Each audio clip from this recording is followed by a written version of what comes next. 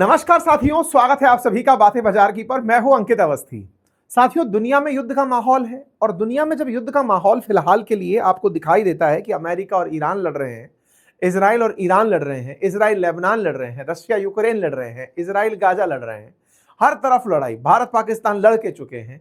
जहां देख रहे हो उधर ताइवान और चाइना के बीच में लड़ाई की बातें चलती हैं। ये सब बातें जब भी दुनिया की आप कंक्लूड करने निकलते हो तो फिर दिमाग में एक सवाल आता है कि यार, जब कोई लड़ता है तो भला किसका होता है। जैसे मैं आपको बताऊं कि हाल ही के समय में बाजार बुरी तरह से पिटा हुआ है। आप सभी ने देखा कि स्ट्रेट ऑफ हॉर्मुज की वजह से गल्फ के जितने भी हमारे साथ व्यापार थे वो प्रभावित हुए। भारत का स्टॉक एक्सचेंज बुरी तरह से पीड़ित पड़ा है। दुनिया भर के अंदर हालात खराब है। महंगाई बहुत तेजी से सर उठा रही है। स्टॉक्स के अंदर बहुत तेजी से बिल्कुल लाल हो रखा है बाजार एकदम, ठीक है। और हर जगह जहां भी आप देख रहे हो हमारे जो फॉरेक्स अकाउंट हैं उन पर नकारात्मक असर देखने को मिल रहा है। लेकिन इस बीच में दुनिया में युद्ध में जो सबसे ज्यादा लाभ की मुद्रा में रहता है, या फिर जिसको लगता है कि बस युद्ध होते रहे, यानी कोई तो ऐसा सेक्टर होगा ना जिसका लाभ छुपा होगा, तो साथियों उस सेक्टर का नाम है डिफेंस सेक्टर। आज मैं आपको बताने जा रहा हूं कि इस डिफेंस सेक्टर ने अब तक दुनिया के जितने भी युद्ध हुए हैं उन युद्ध में किस तरह से लाभ कमाया है। कुछ लोगों का तो यह तक मानना है कि युद्ध करवाने के लिए भी बड़ी बड़ी लॉबीज एक्टिवेट होती हैं। मतलब दुनिया भर के बहुत सारे ऐसे लोग चाहते हैं कि युद्ध हो क्योंकि उनकी कंपनियों को इनसे फायदा होता है। फिल्मों में तो इस बात को बताया जाता है, लेकिन आज के सेशन में हम डिस्कस करेंगे कि कैसे। और ये केवल किसी एक देश तक सीमित नहीं है कि साहब अमेरिका ही लाभ कमा रहा है, कि रशिया कमा रहा है, कि चाइना कमा रहा है। भारत भी लाभ कमाता है और भारत भी नुकसान उठाता है। तो ये वैसी वाली बात हुई जिसको हम आसान तरीके से अगर कहें, जैसे मान लीजिए कि शराब बेचना हानिकारक होता है और शराब बेचना समाज के लिए संकटदायक होता है। भाई, शराब बेचने से समाज की व्यवस्थाएं बिगड़ती हैं, लोग परेशान होते हैं, परिवार टूटते हैं, सामाजिक मूल्यों का पतन होता है। ये सारी बातें एक तरफ, लेकिन शराब बेचने से सरकार को राजस्व की प्राप्ति भी होती है। यानी कि सरकार जो रेवेन्यू अर्जित करती है शराब पर टैक्स लगा करके या फिर मतलब सिगरेट पर टैक्स लगा करके, उनसे सरकार को धन के लाभ भी होते हैं। उससे वो और काम करती है। वो वाली बात हो गई कि अस्पताल बनाएंगे, इसके लिए शराब बेच के पैसा कमाएंगे। तो कि दोनों ऐसी बातें हैं। इन दोनों बातों में आज हम जिस स्पेसिफिक विषय पर चर्चा कर रहे हैं वो दुनिया में इस समय के डिफेंस स्टॉक्स की चर्चा है। वो इसलिए क्योंकि शेयर बाजार गिरा पड़ा हो, लेकिन उसका एक भाई अपने आप को बहुत तेजी से उठाकर आगे बढ़ रहा हो। वो कहे कि चलो भाई लड़ते रहो। तो आज मैं आपको दुनिया के शेयर बाजार का एक मतलब वो देने जा रहा हूं, पर्सपेक्टिव देने जा रहा हूं कि किस तरह से बाजारों के बीच, गिरते बाजार के बीच, जहां तेल के भाव गिर रहे हैं, स्टॉक्स एक्सचेंज में निफ्टी, सेंसेक्स सबकी गिरावट, विदेशी निवेशक निकाल निकाल कर पैसा 1.3 लाख करोड़ फरवरी 28 से अब तक निकाल के ले जा चुके हैं। निफ्टी के अंदर 9.3% की गिरावट, सेंसेक्स में 9.4% की गिरावट, निफ्टी बैंक में गिरावट, डाउ जोन्स में गिरावट, एसएनपी में गिरावट। ओवरऑल जब स्टॉक एक्सचेंज की बात कर रहे हैं तो गिरावट गिरावट चेंजेस देख रहे हैं तो गोल्ड के भाव तक में गिरावट आई है, रुपया गिरा पड़ा है। हर तरफ बैड न्यूज बैड न्यूज। बाजार के अंदर फैक्ट्स को उठाकर अगर देखते हो तो ऐसा लगता है कि बहुत ही निराशा वाला माहौल है। और इस पूरी कहानी में बाजार से ट्रिलियंस ऑफ डॉलर साफ हो चुके हैं। ओवरऑल अगर हम बाजार की बात करें तो बाजार का मार्केट कैप $5 ट्रिलियन का केवल इस मार्च के अंदर दुनिया भर के बाजार से साफ हुआ है। इस बीच में फरवरी अगर 1 से लेकर 27 की बात की जाए, जब तक ट्रंप ने ईरान पर हमला नहीं किया था, उस समय तक की अगर बात की जाए तो उस समय भी भारत के अंदर जो स्टॉक्स थे डिफेंस के, उनके अंदर एक बढ़ोतरी देखी गई थी अगर आप उसे ऑब्जर्व करें। ये वो दौर था जिस समय पर ट्रंप हूल दे रहे थे, एनी टाइम सिचुएशन आ सकती थी कि ईरान पर हमला हो सकता है। उस समय पर डिफेंस के स्टॉक्स में जबरदस्त वृद्धि देखी जा रही थी। फेज 2 जब फरवरी 28 के बाद युद्ध होना शुरू हुआ, 10 दिन के भीतर भीतर डिफेंस सेक्टर के अंदर 13.5% की रैली देखने को मिली थी। फेज 3 जब आना शुरू हुआ, जब मतलब एक तरह से ये स्थिति बनने लगी कि हाँ भाई, भारत ने ब्रह्मोस बेचने का निर्णय लिया है इंडोनेशिया को, उसके बाद तो अचानक भारत के स्टॉक एक्सचेंज में और तेजी से डिफेंस के स्टॉक बढ़ने लगे। आप देख रहे हैं तो यहां पर बाजार के अंदर डिफेंस के स्टॉक के अंदर तेजी देखी गई। फेज 3 में हल्का करेक्शन आया जब मार्च के अंदर, जब मार्केट के अंदर एक सेंटिमेंट चला गया कि अब तेल नहीं आ रहा है, एलपीजी संकट हो रहा है, रेमिटेंसेस पे दिक्कत आना शुरू हो रही है, तो बाजार ने हल्का सा करेक्शन लिया। लेकिन जैसे ही फेज 4 आया रिकवरी का, अप्रैल 1 जब वापस आया, सीज फायर का अनाउंसमेंट होने की तैयारियां होने लगी, बातचीत की बातें होने लगी कि चलो भाई इस्लामाबाद में मिलेंगे, उसके बाद में अचानक बाजार फिर से उठ गया। इस बीच में भारत के डिफेंस सेक्टर की अगर मैं बात करूं तो 20% तक की रैली भारत के डिफेंस स्टॉक्स में देखने को मिली है। मतलब आप सोचकर देखिए कि युद्ध का समय चल रहा है और डिफेंस अपने आप का राह पकड़ के निकल रहा है। डीएसी ने हाल ही में डिफेंस एक्विजिशन काउंसिल जो भारत की है, जो भारत सरकार की तरफ से वेपन खरीदने की परमिशन देती है, वो 2.38 लाख करोड़ रुपए का हमारे देश में इन्वेस्टमेंट होना है, कैपिटल एक्विजिशन होना है। सरकार ने तय किया है कि वो इतने लाख करोड़ रुपए का सामान खरीदेगी, डिफेंस के सामान खरीदेगी। इससे बाजार उछल करके 19.75% तक बाजार उठ गया। मतलब हमारे देश के अंदर ऑब्वियस सी बात है ना, डीएसी को कब जरूरत लगी कि इतने का माल खरीदना है। आप हेडलाइन देख रहे हैं 27 मार्च की, कि डिफेंस एक्विजिशन काउंसिल ने प्रपोज वो कर दिया, कंफर्म कर दिया कि 2.38 लाख करोड़ रुपए का हम लोग डिफेंस एक्विजिशन करेंगे। तो ये जो चीज निकल कर आएगी, डिफेंस एक्विजिशन होगा, ये खबर अपने आप में बड़ी खबर बनकर आई। इसने डिफेंस स्टॉक्स को फिर चला दिया। करने को तो सरकार बहुत सारे स्टॉक्स के साथ ये कर सकती है कि हाँ भाई चलो हम सेक्टर, आईटी सेक्टर के लिए ये करना चाहते हैं, वो करना चाहते हैं, लेकिन युद्ध के समय जो सबसे ज्यादा पब्लिक सेंटिमेंट बनता है वो इस बात का कि किसी देश के सर्वाइवल के लिए उसके पास डिफेंस जितना मजबूत होगा वो उतना तेजी से आगे बढ़ेगा। दुनिया में जब जब अशांति होती है, कहते हैं ना कि भारत पाकिस्तान को लड़ाने में भारत पाकिस्तान से ज्यादा किसी और देश का इंटरेस्ट होता है, फिर चाहे वो रशिया हो, फिर चाहे वो अमेरिका हो, फिर वो चाहे चाइना हो, क्योंकि ये झगड़ेंगे तो हमारे साथ व्यापार करेंगे। आज देश अपनी तरफ से, आप समझिए दुनिया के अंदर कई देश ऐसे हैं, जैसे हम जापान की जब बात करते हैं तो उसने लंबे समय तक अपने पास डिफेंस नहीं रखी। उसने अमेरिकी सैनिकों को कहा कि रहो यहां पे, हम तरक्की करेंगे। आज दुनिया की तीसरी बड़ी इकोनॉमी बनकर बैठा है। क्यों? क्योंकि सेकेंड वर्ल्ड वॉर में वो करके देख लिया था कि भाई सैनिक रखने के नुकसान क्या है, फायदे क्या है, खूब सारा खर्चा करके देख लिया। वर्ल्ड वॉर के अंदर अपने ऊपर बम चलवा के बैठ गया कि चलो साहब हम, हमारे ऊपर बम गिर गए, हम शांति से बैठेंगे, और उसके बाद से उसने तरक्की करना शुरू किया। मतलब एक तरह से समझिए कि देश को खुद को एग्जिस्ट करने के लिए कि वो दुनिया के सामने बचा रहे, डिफेंस की जरूरत है। लेकिन अगर वो डिफेंस पर एक खर्चा करना बंद कर दे तो इकोनॉमी का बेस्ट एग्जांपल बनकर आ जाए। जापान उसका बेहतरीन उदाहरण है, साउथ कोरिया उसका बेहतरीन उदाहरण है कि इन लोगों ने पैसे खर्च नहीं किए, आज बड़ी बड़ी इकोनॉमी टॉप में बनकर बैठी है। लेकिन वहीं दूसरी तरफ पाकिस्तान हुआ, ये सारे वो देश हैं जिन्होंने इकोनॉमी पर जोर नहीं दिया लेकिन अपने डिफेंस पर इतना पैसा खर्च किया कि आज डिफेंस के चलते अमेरिका जैसे देश इनको मध्यस्थ बनाकर घूम रहे हैं कि यार तुम ही सही हो, तुम ही बात कर लो, सऊदी से भी तुम ही बात कर लो, ईरान से भी तुम ही बात कर लो। तो ये मतलब इसमें कौन सा तरीका सही है ये कहना बहुत गलत होगा, लेकिन इन सबके सार में ये है कि युद्ध होते हैं तो डिफेंस सेक्टर सबका बूम पर होता है, सब सेक्टर्स में तेजी देखने को मिलती है।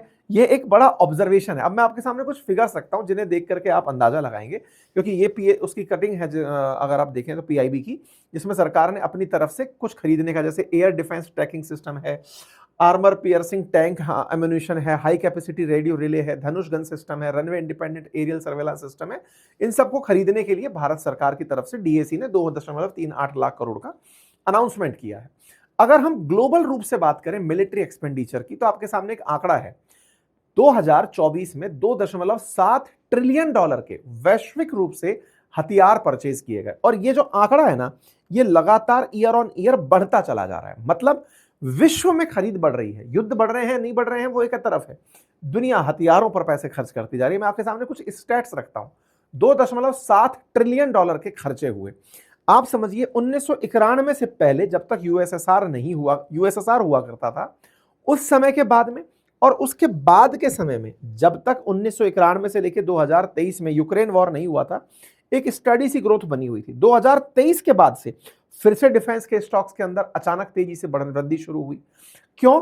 क्योंकि जैसे रशिया यूक्रेन होना शुरू हुआ तो यूक्रेन के समर्थन में बैठे हुए जो यूरोप के देश थे उन सबको चिंता होने लगी कि आज यूक्रेन मारा गया है, कल को पोलैंड मारा जाएगा, फिर फ्रांस में हमले होंगे। सब देशों ने अपने अपने स्तर पर खर्चे करने शुरू किए। आप देखिए कि यूरोप ने भी ईयर ऑन ईयर ग्रोथ में 12.6% की डिफेंस के अंदर खर्चे करने की तैयारी करी। आपको हाल ही में वो नाटो एपिसोड तो पता होगा, जब ट्रंप ने यूरोपियन देशों को यह कह दिया था कि मैं नाटो में अब तुम्हारी मदद नहीं करूंगा यदि आप लोगों ने 5% अपनी जीडीपी का डिफेंस पर खर्च करने से इनकार किया। तो अब हर यूरोपियन देश अपनी जीडीपी का 5% डिफेंस पर खर्च करेगा, तो करेगा किस पे? फौजियों की तनख्वाह थोड़ी बढ़ानी है, उसको इक्विप्ड भी करना है। तो तनख्वाह के साथ साथ इक्विपमेंट दिलवाओगे कहां से? या तो खुद के देश में खर्चा करोगे या विदेशों से माल परचेज करोगे। तो बाजार में एक तरीके से समझिए कि रूस ने यूक्रेन को पीटकर, कई बार जब ये देखा जाता है ना कि रूस यूक्रेन युद्ध क्यों नहीं रुका, तो बोले कहीं ऐसा तो नहीं है कि अमेरिका ने रूस को कह रखा है कि तू पीटता रहे यार इसको, इससे इन यूरोपियन देशों के पास जो रखा पैसा है उसको तो निकाल लेंगे अपन। यूरोपियन देशों के पास रखा पैसा कौन निकाल कर देगा? ये देश देंगे और अमेरिका को पकड़ेंगे कि सर ये पकड़िए और हमें अपना सिस्टम भेज दीजिए, थार भेज दीजिए, F-35 बेचिए। यानी कि फिर से अमेरिका के अंदर जो बैठी हुई बड़ी बड़ी कंपनी है वो अपना माल बेचने लगेंगी। यानी कि युद्ध को चलाए रखना। अब रशिया अमेरिका ईरान का जो युद्ध हुआ इसमें दुनिया पीड़ित हुई, फायदा किसका हुआ? अमेरिका का। क्यों? क्योंकि उस डर में जो ईरान ने पैदा किया गल्फ के और देशों में, खाड़ी देशों में, यूएई, कतर, बहरीन, ओमान, इन सब के अंदर या फिर सऊदी के अंदर, ये लोग युद्ध खत्म होते ही सबसे पहले अमेरिका की शरण में जाएंगे कि सर डिफेंस के इक्विपमेंट दे दो। तो ये जैसे ही भागेंगे फिर से अमेरिका का डिफेंस सेक्टर बढ़ेगा। यानी युद्ध करवा करके ईरान से पिटवाना था, हो गया काम, लो जी साहब अब डिफेंस के सामान खरीदो। मतलब युद्ध में जिसका बेनिफिट है वो डिफेंस है। मतलब आपके सामने स्टैट्स रख रहा हूं, एशिया में 5.7%, मिडिल ईस्ट के अंदर 4.5%। आंकड़े देखिए आप, डिफेंस बजट जो है ना, भारत का अगर हम बात करें तो 10 साल के अंदर 2.5 गुना हमारे देश के अंदर डिफेंस का बजट बढ़ चुका है। पिछले 10 साल के अंदर 2.6 टाइम्स ग्रोथ हमारे अंदर हुई है। हमने 100% प्राइवेटाइजेशन अलाउड कर दिया, 74% विदेशी निवेश अलाउ कर दिया। हमने डिफेंस एक्सपोर्ट को जबरदस्त तरीके से पुश दिया हुआ है। कारण क्या है? कारण यही है कि डिफेंस के ऊपर ध्यान देना जरूरी है। अल्टीमेटली किसी देश का अस्तित्व उसकी सुरक्षाओं से टिका है।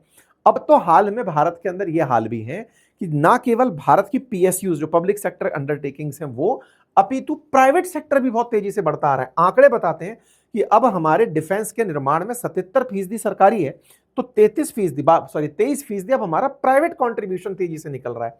भारत सरकार 3 लाख करोड़ रुपए का डिफेंस मैन्युफैक्चरिंग का टारगेट लेकर चल रही है 2029 में, कि हम खुद से बनाएंगे 3 लाख करोड़ का सामान। और ये सारा कारनामा जो शुरुआत थी हमारी वो बढ़कर के 80,000 करोड़ थी फाइनेंशियल ईयर 2020 में, जो हमारा इंडिपेंडेंट रूप से अपनी कंपनियों से सामान बनवाते थे, वो 2025 में 1.5 लाख करोड़ का हो गया।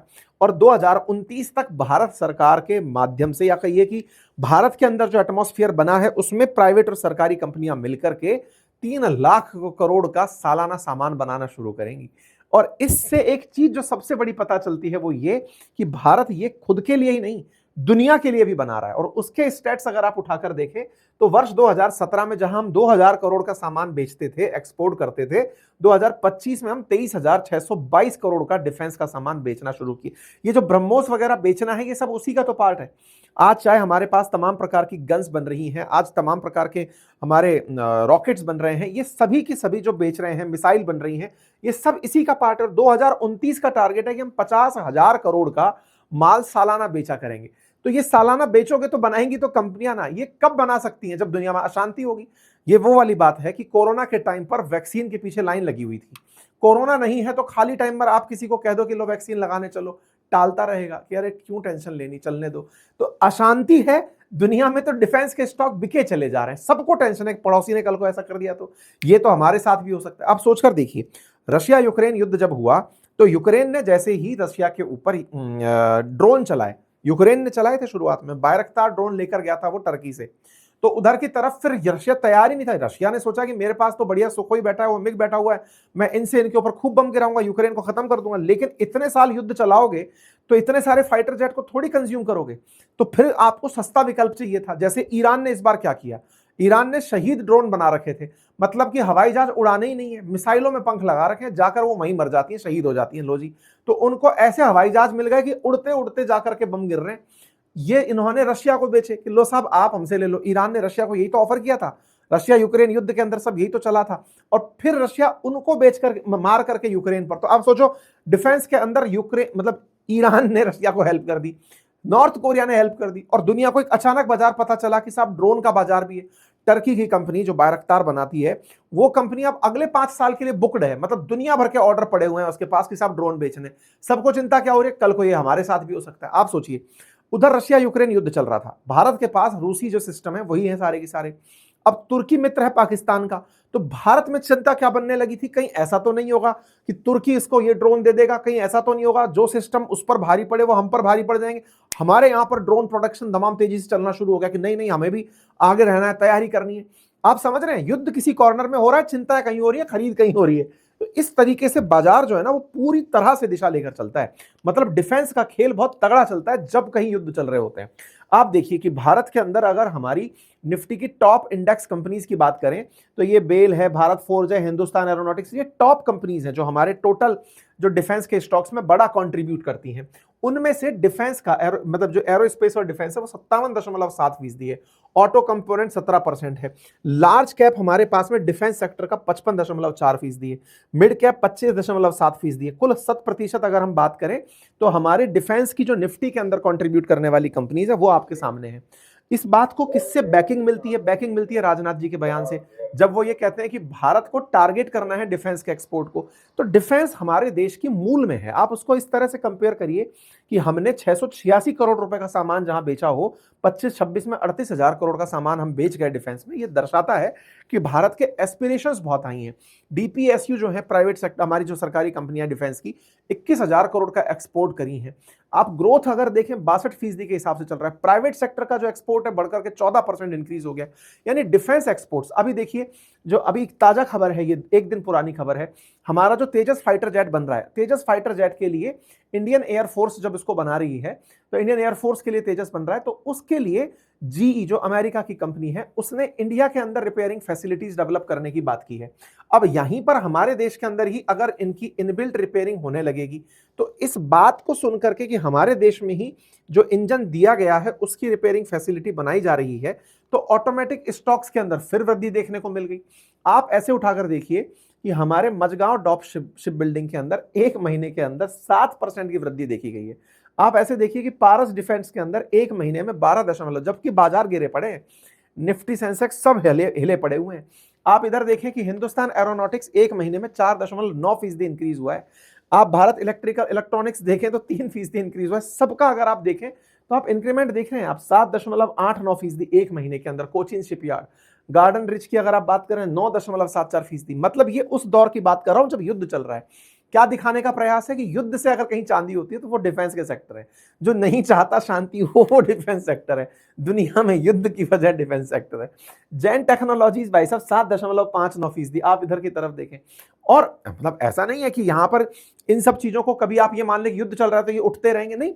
अभी जैसे क्रूड के ऑयल की वजह से झटका लगा था तो इन्वेस्टर डरता है, निवेशक डरता है। और कई बार ऐसा भी होता है कि भाई जब आपको लगता है, जैसे गोल्ड को अक्सर ये माना गया था ये निवेश का एक अच्छा ऑप्शन है, उस समय पर जब बाजार गिर रहे हो तो लोग गोल्ड में निवेश करते हैं। लेकिन बीच में गोल्ड के भाव नीचे आए ना, उसके पीछे कई सारे कारण बनकर आए कि भाई गोल्ड की जगह लोगों ने डॉलर परचेज करने में विश्वास रखा। तो कई बार ऐसे सेंटीमेंट बनते हैं। तो ये नहीं है कि डिफेंस अचानक तेजी से बढ़ता ही रहेगा हमेशा, लेकिन हाँ ये देखा गया है कि अक्सर ऐसा होता है। इस्लामाबाद टॉक चलना शुरू हुई तो उससे तय होने लगा कि भाई ट्रंप जो है वो स्टेट ऑफ हॉर्मुज को खुलवाने में मदद करेंगे। ये भाई साहब उल्टा पड़ गए, स्टेट ऑफ हॉर्मुज खुद बंद करवाकर बैठ गए हैं। तो ऐसे में जब ये खुद बंद बनाकर बैठ गए हैं तो आप देख रहे हैं डिफेंस के स्टॉक फिर से चलने शुरू हो गए, वो तेजी से उठना शुरू हो गए। मतलब आप देखिए कि टॉक फेल होती है, शांति वार्ता रद्द होती है, तो किसी को तो टेंशन है कि यार अब तेल नहीं आएगा, बाजार में हाल खराब होगा, चिंता होगी। यहां पर आप खबर देख रहे हैं कि साहब डिफेंस के स्टॉक बढ़ रहे हैं। मतलब अशांति जिसको मतलब घी दे रही है ना, वो है डिफेंस स्टॉक। आप देखिए तमाम सेक्टर्स के हाल में अगर निफ्टी के अंदर आप जाकर देखेंगे डिफेंस का, तो भाई साहब स्ट्रॉन्ग बाइंग इंटरेस्ट शो किया जा रहा है इसके अंदर। समझ रहे हैं आप? तो ये तगड़ा खेल चल रहा है। मतलब ये केवल इस बात को बताने के लिए कि आप देखिए ना कि यहां पर डिफेंस स्टॉक्स के अंदर इवन ये तो अभी की बात है, अपने 2025 की उठाकर आप बात देखिए, 11% डिफेंस स्टॉक इंक्रीज हुआ था उस समय पर जब भारत का पाकिस्तान के साथ में ऑपरेशन सिंदूर चल रहा था। आप देखिए उठा करके कि ऑपरेशन सिंदूर में उस समय पर भारत के डिफेंस के स्टॉक्स के हाल देखिए कि मतलब हमारा अपना सेंटीमेंट बन गया कि यार अब डिफेंस में इन सेक्टर्स की जरूरत पड़ेगी, तो ये अपने आप इन्वेस्टर इनमें पैसा लगा रहा है कि चलो बेटा तुम सिर्फ 2 पैसा हम भी कमा लेंगे। ये है स्थिति। आप उठाकर देखें, आप जून 13 5% का स्टॉक के अंदर रेस, मतलब ये इस तरीके से है। मतलब अब अल्टीमेटली बात ये है ना कि जब डिफेंस स्टॉक चल रहे हैं तो उस समय पर लोग क्या करते हैं, इन्वेस्टमेंट की राह तलाश रहे होते हैं। इन्वेस्टमेंट के लिए कई ऑप्शन है, जैसे हाल ही में इसका इन्वेस्टमेंट ऑप्शन आया हुआ है। आप अगर देखें तो अभी axis Nifty India defence stock का अभी एनएफओ आया हुआ है, 10 अप्रैल से लेकर 24 अप्रैल के बीच में है। तो ये बिल्कुल एनएफओ है, नया फंड है। अगर आप इसमें जाना चाहते हो तो आप इसके अंदर इन्वेस्ट कर सकते हैं। 10 अप्रैल को ओपन हुआ है, ये 24 अप्रैल को क्लोज हो जाएगा, और इसके अंदर आप मतलब बहुत ही नॉमिनल रेट से अपना इन्वेस्टमेंट शुरू कर सकते हैं। मतलब कहने का कुल मिलाकर पॉइंट ये है कि इन्वेस्टमेंट के लिए लोग स्टॉक्स के अंदर इन्वेस्टमेंट करना चाहते हैं डिफेंस के अंदर, तो उनको क्या क्या ऑप्शंस उपलब्ध हैं, तो उनमें डिफेंस को ध्यान में रखते हुए आपके सामने एक प्रॉपर एनएफओ आया हुआ है, आप उसको देख सकते हैं। एक्सिस बैंक का एनएफओ है ये लाया हुआ जो है, जिसने अभी तक 3.5 लाख करोड़ रुपए का एयूएम मेंटेन किया हुआ है, आप देख सकते हैं, इसको भी देख सकते हैं। तो मतलब कुल मिलाकर के बात ये है कि डिफेंस सेक्टर जो है ना, वो इस समय पर अल्टीमेट तरीके से पॉजिटिव सेंटिमेंट इन्वेस्टमेंट का लेकर चल रहा है। तो अब क्या ये हमारे लिए रिकमेंडेड है कि हमें इसमें इन्वेस्ट करना चाहिए? नहीं, मेरा काम आपको बताना है कि मार्केट में ये ऑप्शंस चल रहे हैं। हम गोल्ड आता है तो गोल्ड के बारे में बताते हैं, सिल्वर आता है तो उसके बारे में बताते हैं। बाजार के अंदर अभी डिफेंस चल रहा है तो हमने डिफेंस के बारे में बताया। इन्वेस्टमेंट कहाँ कर सकते हैं, तो हमने कहा कि अभी इसका एक एनएफओ आया हुआ है, आप इसको देख सकते हैं। लेकिन जरूरतें आपकी हैं, रिस्क चूंकि आपकी है, पैसा आपका है, निवेश समझदारी आपकी है, तो आप बहुत सारी चीजों को खुद से प्रॉपर रिसर्च करके ही इन्वेस्टमेंट का डिसीजन लें। मेरा उद्देश्य आपको यही बताना था कि निवेश के समय पर कौन से इस समय ऑप्शंस ऐसे हैं जो बहुत तेजी से उठ रहे हैं, बाजार सेंटीमेंट कहां जा रहा है। ठीक है, चलिए फिलहाल के लिए इतना ही। बाकी आप लोग क्या सोचते हैं, अपना तर्क जरूर बताइएगा। धन्यवाद।